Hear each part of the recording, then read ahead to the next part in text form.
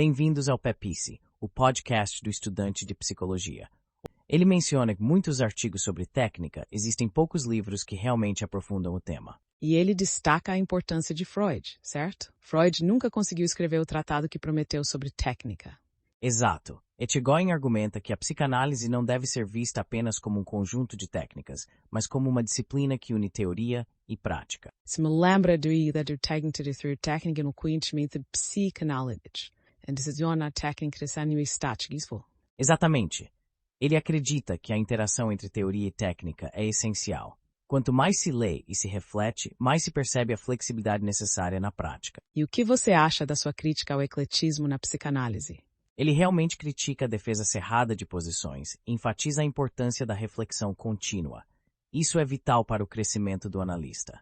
Sim, e é interessante como ele fala sobre sua própria formação e como suas experiências moldaram sua visão. Ele menciona a análise didática com Rocker e a reanálise com Meltzer, que foram fundamentais para seu desenvolvimento. E isso mostra como a experiência prática é crucial. Ele enfatiza que a teoria deve sempre ser testada na prática. Exato. E ele também discute a importância da contratransferência, o que é um tema muito relevante na técnica psicanalítica. A contratransferência é um aspecto que frequentemente é negligenciado, mas que pode influenciar profundamente a relação analítica. Sim, e Etigoyen sugere que os analistas devem estar cientes de suas próprias emoções e reações para não comprometer o tratamento. E ele também fala sobre a necessidade de um contrato claro na relação analítica, certo? Sim. O contrato deve definir as expectativas e responsabilidades de ambas as partes, o que ajuda na estrutura do tratamento. Isso é crucial. Um contrato bem formulado pode evitar mal-entendidos e garantir um espaço seguro para o paciente. Exatamente. Nada enquanto os anteriores estão responsáveis os pacientes partem de precinto do processo. E essa ideia de que o paciente deve ter liberdade, mas também responsabilidade, é um ponto importante. Concordo. Etigoyen defende que a análise é um espaço onde o paciente pode explorar livremente, mas dentro de um quadro de respeito mútuo. Isso reforça a ideia de que a psicanálise é um processo colaborativo e não unilateral. Sim, e isso se reflete na maneira como ele propõe que os analistas abordem suas próprias limitações e vulnerabilidades. A vulnerabilidade do analista pode ser um recurso, desde que ele saiba como lidar com isso. Exatamente. E o que você acha da ideia de que a técnica deve ser adaptável às necessidades do paciente? Acho que isso fomentou. Cada paciente é único, a abordagem deve se flexionar para si, para responder. Sim, e essa flexibilidade é o que permite que a psicanálise se mantenha relevante e eficaz ao longo dos. É um tema rico e complexo, e Etigoyen realmente trata importantes. Concordo plenamente. Estou ansioso por ver como esses conceitos evoluem nas próximas discussões. Sim, vamos continuar explorando isso nas próximas edições. É sempre um prazer discutir psicanálise. A edição italiana realmente trouxe muitos acréscimos relevantes, não é? Sim, este episódio por transferir e contrasferir, inclusão desde de Kut e Kernberg, enriquece bastante o texto. Exatamente, e a discussão sobre empatia e adição de transferência, isso de uma nova estrutura ao tema. Pois é, a forma como ele aborda a empatia é fascinante. É um conceito que muitas vezes é muito interpretado na prática clínica. Concordo. E o fato de que a recepção do livro foi tão positiva, especialmente com as resenhas de críticos renomados, mostra sua relevância. As resenhas de Nazim Yampey e Leon Greenberg, por exemplo, ajudaram muito na divulgação. É interessante notar como a opinião de figuras respeitadas pode influenciar a recepção de uma obra. Sem dúvida. E o artigo de Gabriel Lombardi na revista Descartes, ele fez críticas pertinentes sobre o foco no registro do imaginário e simbólico. Sim, e isso levanta uma questão importante. Como equilibrar a teoria e a prática na psicanálise? A crítica dele é um convite à reflexão. Exato, e a resposta de Otto Kernberg também é notável. Ele trouxe à tona questões que ampliam o debate. Sim, e isso só reforça a ideia de que a psicanálise é um campo em constante evolução. Novas ideias e críticas sempre surgindo.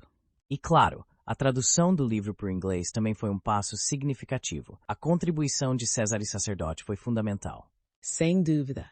E a qualidade toda das recensões médio tem se repertório. Além disso, a edição revisada em português já está a caminho, o que mostra que o interesse da obra continua forte. Sim, e parece que a obra está se tornando uma referência global. Isso é muito interessante. E quando pensamos na hermenêutica da interpretação, como a de Lorenzer, É um campo que poderia ser mais explorado. Sim, Armenigo da borge narrativista tem que ter a força, e não lembro-te bendizintes coturtas emergência fundo. Com certeza. E a forma como autores como Winnicott abordaram da técnica psicanalítica é fascinante. Sim, isso mostra como a interpretação psicanalítica pode ser rica e complexa, dependendo de quem a analisa. E o que você acha das críticas sobre a técnica psicanalítica ser um manual completo, mas não exaustivo? Eu acho que isso é um ponto. A complexidade da psicanálise não pode ser totalmente capturada em um único texto. Exato. E a ideia de que se tivesse mais tempo, o autor poderia ter aprofundado ainda mais certos temas é um reflexo da natureza dinâmica da psicanálise. Sim, e isso nos leva a pensar como estamos sempre aprendendo e adaptando-nos. E a importância de discutir a relação interpessoal entre paciente e analista é um tema que nunca sai de moda. Concordo. Essa relação é fundamental para o sucesso do tratamento e deve ser constantemente reavaliada. E a questão da transferência e contra-transferência continua sendo um dos pilares da técnica psicanalítica. Com certeza. De maneira genícias genicas e desenogreis tudo no meio bem de mag processo terapêutico. Estamos abordando muitos pontos importantes. Estou animado por ver com várias verdades. Eu também. Vamos continuar explorando esses temas nas próximas edições. Estamos discutindo a complexidade da dissociação da consciência na psicanálise e como isso se relaciona com as teorias de Freud e Janet. Sim, e é interessante notar como a dissociação é vista como uma resposta a traumas, não é? A ideia de que a consciência pode se dissociar em situações de estresse parece bastante relevante. Exatamente. E a crítica que Etigoyen faz à abordagem de Janet é bem contundente, pois ele argumenta que essa visão não abre espaço para uma psicoterapia científica, mas sim para uma abordagem mais inspiracional. Ah, sim! E isso contrasta com a proposta de Freud, que realmente se baseia em evidências empíricas e na teoria do trauma, não é? Sim, Freud acreditava que era o próprio evento traumático que causava dissociação, e não necessariamente um estado hipnoide. Isso realmente muda a forma como vemos a terapia. E a técnica de Freud, a associação livre, é fundamental nesse contexto. Ela permite que o paciente explore livremente suas lembranças e sentimentos, certo? Correto. Essa ração livre ajuda a mang por grobembrando. E assim, o basida a geni por estetiza suhem. E essa ideia de resistência que Freud introduziu é fascinante. O que ele observou no tratamento era que muitas vezes os pacientes resistem a recordar eventos dolorosos. Sim, e essa resistência é um membro crucial na análise. Freud percebeu que o desejo de esquecer e o desejo de recordar estão em conflito. E isso leva à necessidade de um enquadramento mais rigoroso na relação analítica. O analista deve ser um espelho, certo? Exatamente. O analista deve refletir o que o paciente projeta, sem se envolver emocionalmente. Isso é vital para manter a clareza na análise. E a ética nessa relação é tão importante. A forma como o analista lida com seus próprios conflitos e contra-transferências pode impactar o tratamento. Sim, e Freud enfatizava que o analista não deve ceder ao furor curandes, ou seja, a pressa em curar, pois isso pode distorcer o processo. E essa regra de abstinência que você mencionou é um ponto central. O analista deve manter uma certa distância emocional. Com certeza. Isso não só protege o paciente, mas também permite que o analista mantenha uma perspectiva clara e objetiva. E quando pensamos nas indicações e contraindicações para a psicanálise, Freud foi bastante cauteloso, não é? Sim, ele destacou que a psicanálise é mais adequada para neuroses e não para casos agudos ou psicóticos, o que ainda é relevante hoje. E a evolução da psicanálise ao longo do século XX com novas abordagens também é fascinante. Como essas indicações mudaram o tempo. Exato. A partir das descobertas de Freud, muitos analistas começaram a explorar novas possibilidades, mesmo para pacientes mais desafiadores. E isso mostra como a prática psicanalítica está sempre em evolução, respondendo a novas necessidades e contextos. Sim, e a relação entre teoria e técnica continua a ser um tema central na formação dos analistas. A prática deve sempre estar alinhada com a teoria. E ao final, a psicanálise não é apenas uma técnica, mas uma fim de entender a complexidade humana. Estamos discutindo as indicações e contraindicações da psicanálise, especialmente em relação às neuroses de transferência e as perspectivas de diferentes autores sobre o tema. Sim, e é interessante como Leo Stone enfatiza que as neuroses de transferência são a principal indicação para a psicanálise, mas também amplia o escopo para outras categorias psicogênicas. Exato. Ele faz uma distinção importante entre os casos que podem ser tratados com métodos mais simples e aqueles que realmente requerem a profundidade da análise. Isso é fundamental para entender quando a psicanálise é realmente indicada. E a crítica que ele faz, a ideia de que todos os transtornos neurotípicos deveriam ser tratados da mesma forma, é muito pertinente, não acha? Com certeza. E quando consideramos as contribuições de Anna Freud sobre o tema, ela parece concordar com Stone, mas também ressalta a importância de avaliar o tempo e o esforço que os casos difíceis demandam. É verdade. A perspectiva dela é muito equilibrada, considerando tanto a gravidade das condições quanto a motivação do paciente para se submeter a um tratamento tão exigente. E a questão da motivação é crucial. Como você vê isso em relação ao que Zetzel menciona sobre a analisabilidade? Zetzel traz um ponto interessante ao discutir que a analisabilidade não depende apenas do diagnóstico, mas também da capacidade do paciente de estabelecer uma relação de confiança e de se comprometer com o processo. Exato. E a noção de que a relação de objeto se estabelece antes da situação edípica realmente muda a forma como entendemos a dinâmica da transferência. Sim, e isso nos leva a um aspecto importante. A capacidade do paciente de discriminar entre a realidade interna e a externa, fundamental para o sucesso da terapia. E claro, a análise das crianças também é um tema relevante. Freud foi pioneiro ao aplicar a psicanálise em crianças, mas as opiniões sobre a idade apropriada para o tratamento variam bastante. Com certeza. Anna Freud e Melanie Klein, por exemplo, têm visões diferentes sobre a análise infantil, mas ambas concordam que as crianças podem se beneficiar muito do tratamento. Exato. E a ideia de que as crianças podem ser analisadas desde a primeira infância é fascinante, especialmente quando tiramos a flexibilidade do método lítico. E isso também levanta questões sobre a relação entre a análise e o desenvolvimento da criança, não é? Como a análise pode ajudar a estruturar essas relações desde cedo? Sim, a forma como as experiências precoces influenciam o desenvolvimento emocional e psicológico é um campo riquíssimo de estudo. Como Zetzel menciona, a capacidade de manter a confiança é fundamental. E a ideia de que a análise pode ser aplicada não só a neuroses, mas também a transtornos de caráter e conduta, é um avanço significativo, não acha? Concordo plenamente. Isso mostra uma evolução no entendimento das condições que podem ser tratadas pela psicanálise.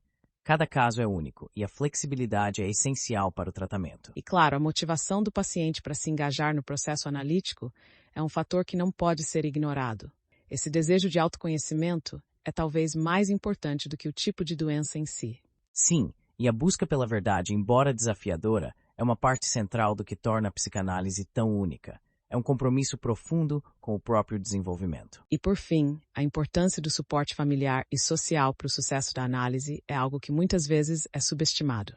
Exato. A presença de um ambiente de apoio pode fazer toda a diferença, especialmente em casos mais complexos, como os de pacientes com transtornos mais graves. Estamos abordando muitos pontos importantes. Estou ansioso para continuar essa discussão e explorar mais sobre a aplicabilidade da psicanálise em diferentes contextos.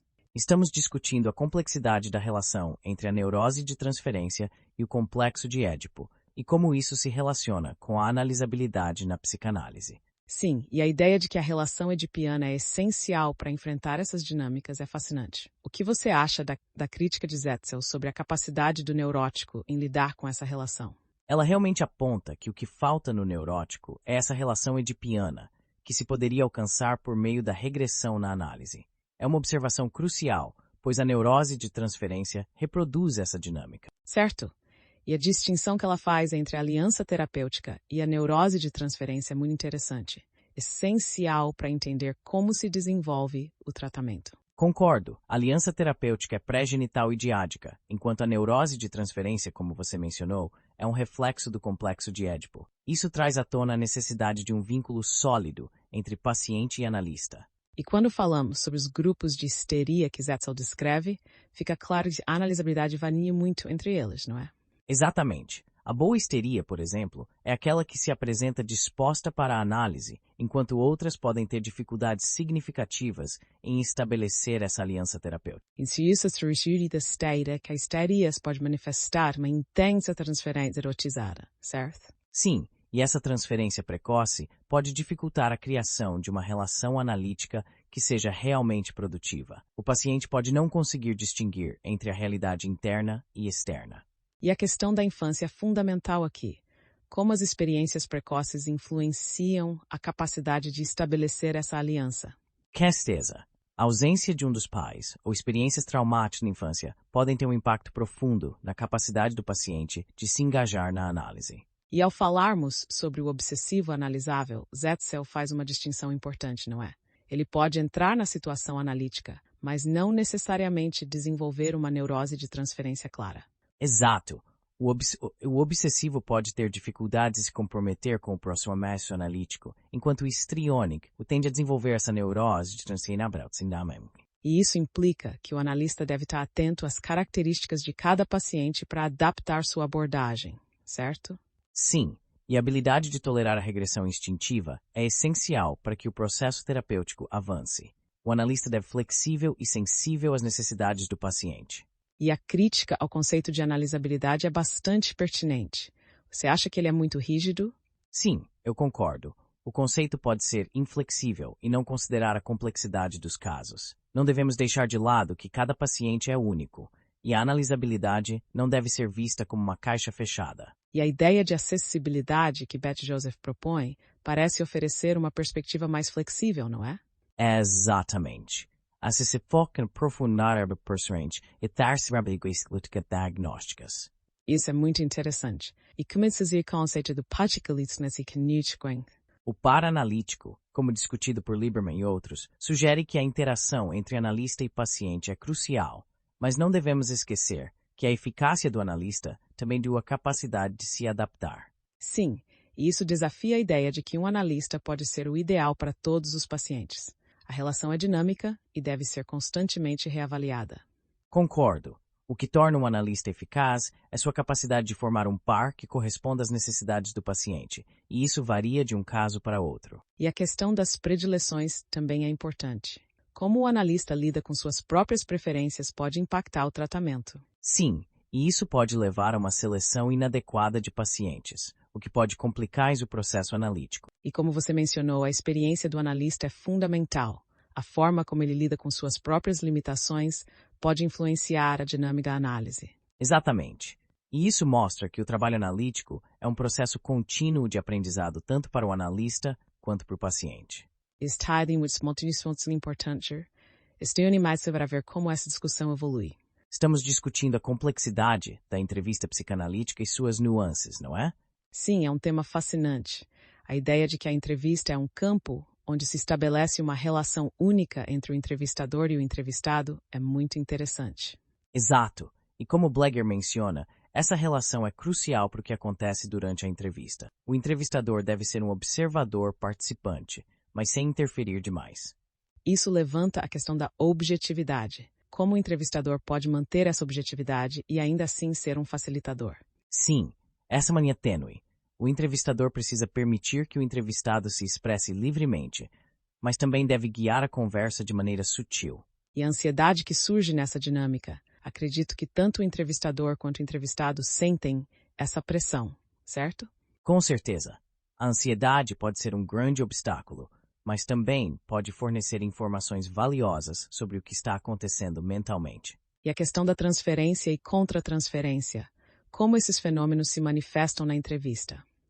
Isso é fundamental. O entrevistado pode projetar conflitos passados no entrevistador, o que pode oferecer insights sobre turbulência mental. E o entrevistador, por sua vez, pode reagir de maneira não lógica, influenciado pela sua própria contratransferência. Isso pode complicar a dinâmica. Sim, e é por isso que a consciência sobre esses fenômenos é essencial. O entrevistador deve estar ciente de suas próprias emoções e reações. E a estrutura da entrevista também é importante. A forma como ela é realizada, com tempo e espaço definidos, influencia muito o resultado. Exatamente. O enquadramento adequado para o entrevistado se sinta segura para usar pensamentos e sentimentos. E quando você fala sobre as características da entrevista, como a necessidade de um objetivo claro, isso também é vital. Sim, os objetivos devem ser explícitos desde o início, mesmo que não sejam totalmente reconhecidos pelo entrevistado. Isso ajuda a dar direção à conversa. E como você vê a diferença entre a entrevista psicanalítica e a psicoterapia? A principal diferença está nos objetivos. A entrevista visa decidir sobre a necessidade de tratamento, enquanto a psicoterapia é um processo mais longo e exploratório. E isso implica que a técnica da entrevista deve ser única e adaptável, certo? A técnica não diretiva é essencial, permitindo que o entrevistado tenha a liberdade de se expressar. E a maneira como o entrevistador utiliza gestos e expressões também testemunha a interação. Com certeza, um simples gesto de aprovação pode encorajar o entrevistado a se abrir mais. E ao falarmos sobre a interpretação, você acha que ela deve ser utilizada na entrevista? Bem, Bleger argumenta que a interpretação pode ser pertinente em situações específicas, especialmente quando a comunicação está sendo interrompida. Isso faz sentido. A interpretação pode ajudar a esclarecer questões que de outra forma poderiam ser mal compreendidas. Mas é claro, deve ser usada com cautela, já que o objetivo principal é entender as necessidades do entrevistado. E a experiência prévia do entrevistador tem desempenho significativo na eficácia da entrevista. Sim, a experiência traz uma sensibilidade que pode ser crucial para lidar com a ansiedade e as dinâmicas de transferência. Estamos riscando em muitos aspectos importantes. A complexidade da entrevista psicanalítica realmente requer uma reflexão profunda. Cuft tese, 12th Demingth, que era mara a relativo processo do processo. E é sempre um desafio, não é? Como adaptar a técnica às necessidades específicas de cada paciente. Exatamente. A flexibilidade e a disposição para aprender são essenciais na prática clínica. Estou ansioso para continuar essa discussão e explorar mais sobre as implicações da técnica psicanalítica na prática. Estamos discutindo a complexidade da entrevista psicanalítica e a importância da contratransferência, não é? Sim, e é interessante notar como Bleger menciona que a contratransferência pode perturbar a objetividade do entrevistador, mas também pode ser uma ferramenta valiosa. Exato. Se o entrevistador consegue reconhecer suas reações, pode recuperar essa objetividade e obter um conhecimento mais profundo do entrevistado. E isso destaca como a contratransferência não é algo a ser evitado, mas sim compreendido e manejado com cuidado. Sim, mas Bleger também alerta que lidar com a contratransferência exige preparação e equilíbrio. E é aí que entra a discussão de Rabi sobre a entrevista inicial, que é bem diferente do tratamento analítico. Exatamente.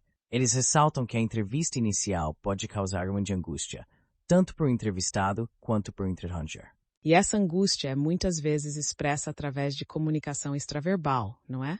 Isso mesmo. E o entrevistador, diante dessa pressão, muitas vezes não pode usar o recurso da interpretação. E isso pode transformar a entrevista em uma espécie de psicoterapia brevíssima, não é? Sem educar uma falsa sensação de dizer, sobre evitação de tratamento. E a maneiras como os entrevistadores são expostos à identificação projetiva em momentos críticos, como a abertura e o encerramento da entrevista, é fascinante. Concordo. Esses momentos são cruciais e patogênicos da relação analítica. E a ideia de que a entrevista tem uma evolução, como mencionado por Lieberman, é muito relevante. Isso nos permite fazer previsões sobre o potencial analisando. Exato. E ele destaca que a evolução é mais perceptível em 2 entrevistas do que em uma só. Isso faz sentido entrevistar estarem e podem mer nos encontros. Quando essas mudanças são introduzidas em gerot, esse processo que o paciente está enfrentando. Sim, e se não identificarmos essas crises, corremos o risco de iniciar uma análise às cegas. Lieberman também fala sobre as funções egóicas e como elas se manifestam durante as entrevistas. Isso se relaciona com como a mudança de estilo pode indicar a evolução do processo. Exatamente. A que nos dá pistas sobre extensional. E há interação entre entrevistador e o assunto mental. Como Lieberman menciona, isso pode ser preditivo para o tratamento. Sim, e isso já é possibilidade no metroid, que precisa nomear a dermesta. Isso a benignar a dinâmica de contransferência pode influenciar essa compatibilidade. Com certeza, a relação não é simétrica e a psicopatoanalista pode afetar a interação. E é um ponto crucial. E a importância de um analista conhecer suas impressões é vital. Exato. E como você mencionou, a escolha do analista pelo paciente muitas vezes é baseada em fatores inconscientes. E isso pode comparar que a personalista não estiver ciente de suas próprias senhas. Sim, e o exemplo do caso clínico que você trouxe é um ótimo ponto de partida para discutir essa complexidade. Sim, o paciente escolheu uma analista com o mesmo nome da falecida esposa. Isso é uma situação delicada. E a forma como a analista lidou com isso, propondo o tema na segunda entrevista, foi uma abordagem interessante. Sim, ao abordar o tema, ela estava enfrentando o conflito diretamente, o que pode ser muito desafiador. E a importância de manter um equilíbrio entre a contratransferência e a objetividade é um aspecto vital para o sucesso do tratamento. Com certeza. E a discussão sobre a entrevista de encaminhamento também é bastante rica. Sim, a entrevista de encaminhamento é complexa, pois envolve tanto a coleta de informações quanto a manutenção de uma certa distância.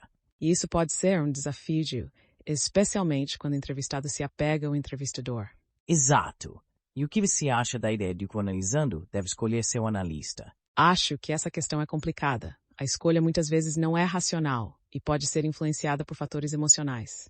Sim, e a ideia de que o analista deve estar ciente de suas próprias contratransferências é fundamental. E por fim, a devolução ao entrevistado sobre a indicação do tratamento deve ser feita com cuidado. Com certeza, a clareza também para a indicação é importante, mas deve ser feita de forma sucinta. Isso ajuda a evitar mal-entendidos e a manter a questão no processo. Estamos tocando em muitos pontos importantes sobre a entrevista psicanalítica. Estou ansioso para ver como essa discussão evolui. Eu também. Vamos continuar explorando essas nuances nas próximas edições.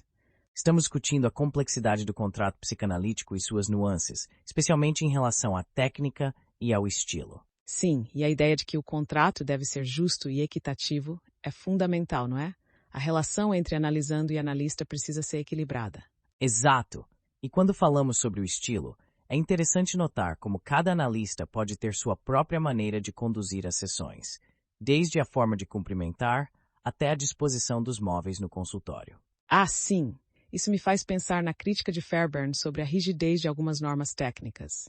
Ele defende que a adesão excessiva ao método científico pode obscurecer o fator humano na análise. Concordo. E a questão do divã, por exemplo, é um ótimo ponto. Fairbairn abandonou o divã, mas não sem conflitos, buscando um modo mais pessoal de se relacionar com o paciente. Sim, e isso traz à tona a discussão sobre como a técnica deve se adaptar às necessidades do paciente.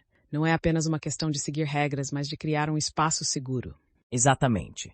E o que você acha da ideia de que a norma da associação livre pode variar de acordo com o paciente? Às vezes, pode ser necessário abordá-la de maneira diferente. Isso é crucial. Cada paciente é único e pode reagir de maneiras diferentes. Por exemplo, um paciente com pensamentos obsessivos pode precisar de uma abordagem mais cuidadosa. Sim, e isso se relaciona com a necessidade de um contrato que não seja autoritário, mas sim democrático. O analista deve estar atento às necessidades do tratamento e do paciente. Com certeza. E a importância de estabelecer um contrato que respeite os usos culturais também não pode ser ignorada. Cada contexto social traz suas particularidades. Exato, como você mencionou, simplesmente pode ser um exemplo disso. Está checked and não se pode vir a um pertorsto cultural. E isso mostra que o contrato não é apenas uma formalidade, mas uma parte essencial do processo terapêutico. Ele deve ser claro, mas também flexível. Sim, e a forma como o analista lida com as ausências, por exemplo, deve ser discutida de maneira justa. A relação entre as partes deve ser sempre equilibrada. E a ideia de que o contrato não é um ato de adesão, mas sim um acordo mútuo, é muito importante. Ambos devem considerar as condições que mais favorecem o tratamento. Com certeza. E essa responsabilidade compartilhada deve ser clara desde o início, para que o paciente saiba que pode confiar no processo. E isso nos leva à questão da norma e da ambiguidade. O analista deve ser claro em suas orientações para evitar mal-entendidos. Sim, a clareza é fundamental. Quando o analista estabelece normas, isso abre caminho para uma análise mais profunda das reações do paciente. E o que você acha da ideia de que a regra da associação livre deve ser apresentada de forma clara, mas sem imposições? Acho que é um ponto válido. O paciente deve sentir que tem liberdade, mas também entender que a norma existe para ajudá-lo a se expressar. E a responsabilidade do analista em criar um ambiente que favoreça essa liberdade é crucial. Essa é uma parte do trabalho. Sim, e a forma como o analista lida com a contratransferência também pode influenciar essa dinâmica. É preciso autoconhecimento e sensibilidade. Exatamente. A relação entre o analista e a gente é um campo rico de exploração, e cada sessão traz novas oportunidades de aprendizado. Estamos tocando em muitos pontos importantes. Estou ansioso para continuar essa discussão nas próximas edições. Eu também. Vamos explorar mais sobre aplicações do contrato psicanalítico na prática clínica.